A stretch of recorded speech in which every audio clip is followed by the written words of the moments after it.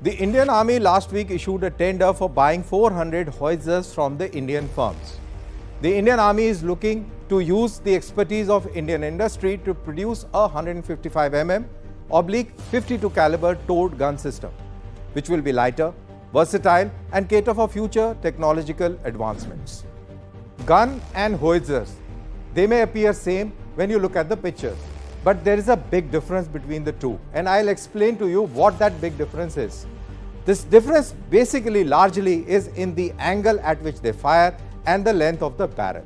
So we'll go one by one as to what are the differences between these two. So let's start with the gun first. So gun has a projectile that has got a higher velocity. That means it has got greater kinetic energy. But when we talk of the Howitzers, it has got lower velocity, means it has got less kinetic energy and greater potential energy. It means that it can go much higher and clear mountain ranges much easily, while that may not be possible with the gun. When we talk of the range, as far as gun is concerned, it has a very long range, but when we talk of the Howitzer, it has got a shorter range. And similarly, when we talk of guns, it has a single charge propellant, means the cartridge is one, it has got fixed charge that propels the shell out of the barrel. But when we talk of the Howitzer, it has got multi-propellant. They have got bags, charge bags that are put according to the requirement, and that is how the shell is propelled, and that is how the ranges are achieved. When we talk of gun in terms of elevation, and this is extremely important, this is how you distinguish between a gun and a Howitzer. So when we talk of a gun, its elevation is less than 45 degrees of angle, and when we talk of Howitzer, it has got a greater elevation, more than 45 degrees, right up to 60 or 70 degrees. Howitzers are preferred over traditional guns because of its capability to fire in both high angle and low angle, and at various ranges.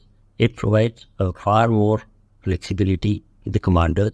Secondly, it can fire various types of ammunition and shells. Most modern day howitzers are coming equipped with advanced targeting systems. Indian firms who have received the tender include local defence majors, the Bharat Forge, Larsen and Toubro, Adani and the Ordnance Factory Board.